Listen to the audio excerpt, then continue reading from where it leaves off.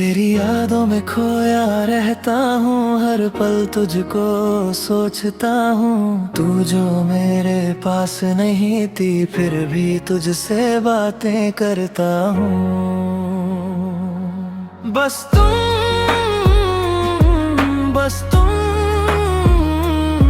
दिल की हर धड़कन में तुम, दूर होकर भी पास हो मेरे, मेरी हर खुशी में तुम।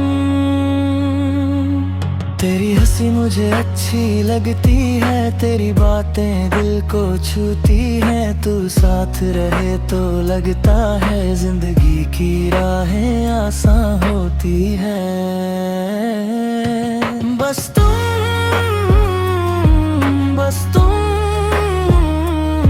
दिल की हर तन में तुम,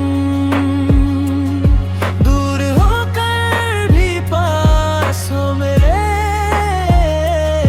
मेरी हर खुशी में तुम। एक छोटा सा मेरा सपना है, तू हमेशा मेरे साथ रहे। कल क्या होगा किसे पता, आज बस तू मेरे पास रहे।